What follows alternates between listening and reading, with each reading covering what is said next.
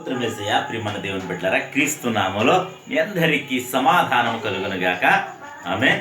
ప్రతి దినము దేవుని వాగ్దానం అని ఆత్మీయ చక్కటి కార్యక్రమంలో మిమ్మల్ని ప్రేమపూర్వకంగా ఆహ్వానిస్తున్న దేవుని బిడ్డలారా, ఎలా ఉన్నారు? బాగున్నారా? ఉదయాన్నే లేచారా? ప్రార్థన చేసుకున్నారా? వాక్యాన్ని చదువుకున్నారా? ఎందుకంటే దేవునితో ప్రతి ఒక్కరూ మరి గడపాలన్నదే మరి దేవుని ఉద్దేశమై ఉన్నదని తెలియచేస్తూ ప్రతి దినము దేవుని వాగ్దానం అని ఆత్మీయ చక్కటి కార్యక్రమంలో వాగ్దానాన్ని చదువుతున్నాను. కీర్తన గ్రంథం 32వ అధ్యాయం 8వ వచనం.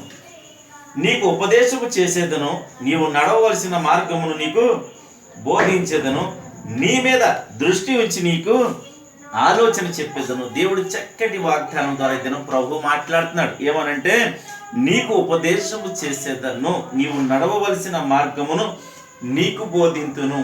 ఎప్పుడు జరుగుద్ది ఈ మాటలంటే, దేవుని వాగ్దానం నా జీవితంలో ఎప్పుడు జరుగుద్దంటే, నీవును నేనును దేవునికి దగ్గరగా జీవించినప్పుడు, దేవునితో నడిచినప్పుడు, మరి ఆయన కట్టడల విధులను అనుసరించి నడుస్తున్నప్పుడు, ప్రతి దినము ఆయన సన్నిధిలో గడిపినప్పుడు ఆయన వాక్యము ద్వారా నీతో మాట్లాడి నీవు నడవలసిన మార్గాన్ని ఆయన నీకు బోధిస్తాడు. ఎందుకంటే మానవులుగా ఈ లోకంలో జీవిస్తున్న మనము ఎటు పోవాలో, ఏం చేయాలో, మరి శోధనలు, శ్రమలు, ఇరుకులు, ఇబ్బందులు ఎదుర్కొన్నప్పుడు మనం మరి ఎలా ఎదుర్కోవాలో, ఎలా నడుచుకోవాలో పరిస్థితులను బట్టి ప్రభువే మనకు తెలియచేస్తాడని మీకు తెలియచేస్తున్నాను.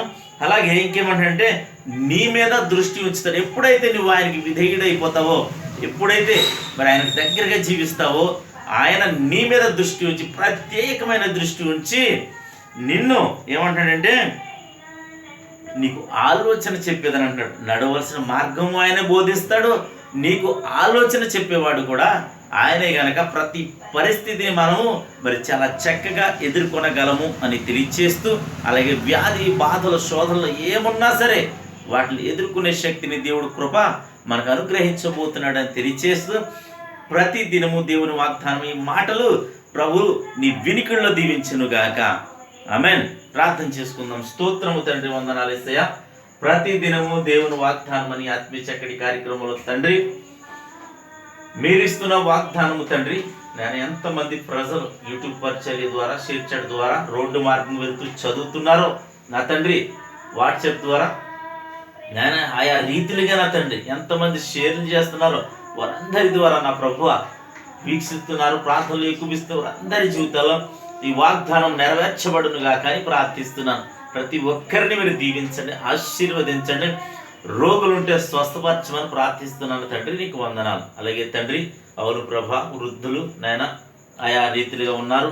చంటి బిడ్డలు మొదలు వృద్ధుల వరకు ప్రతి బిడ్డని కాపుదల ఉంచమని, వృద్ధులను నాయన ప్రత్యేకంగా మీరు కరుణించమని, కృప చూపించమని ప్రార్థిస్తున్నాను తండ్రి. అలాగే ప్రభా నాయన యవనస్తులకు చక్కటి సంబంధాలు అనుగ్రహించమని, గర్భంలోని గర్భఫలాలు దయచేయమని, ఉద్యోగం లేని బిడ్డలకు ఉద్యోగాలు, పని పాటలు నాయన లేని వారికి కూడా పనులు కల్పించమని ప్రార్థిస్తున్నాను ప్రభా, నీకు వందనాలు. అలాగే తండ్రి నాయన నీ కృపను ప్రతి ఒక్కరి ఎడల ఉంచమని, అలాగే ప్రభు వర్ష కారణంగా ఎక్కడికెక్కడ ప్రభు ఆస్తి వ్యస్తంగా నాయన ఉన్నది ప్రభా, నేను ఇళ్ళు కూలిపోయి, చెట్లు కూలిపోయి, నాయన వాగు వంకలు పొంగి నా తండ్రి ప్రభా అనేక మంది నాయన నష్టపోతా ఉన్నారు ప్రభా. నష్టాన్ని మీరు నాయన తగ్గించమని, నీ కృప, నీ కనికరం ప్రతి ఒక్కరిపై ఉంచమని, వర్షాన్ని చిత్తమైతే కొంచెం తగ్గించమని ప్రార్థిస్తూ నాయన, అలాగే తండ్రి ఎక్కడ ప్రాణ నష్టం కానీ, ఆస్తి నష్టాలు కానీ ఎవరికి జరగకుండా నీ కృప, నీ కాపుదల ఉంచమని ప్రార్థిస్తూ,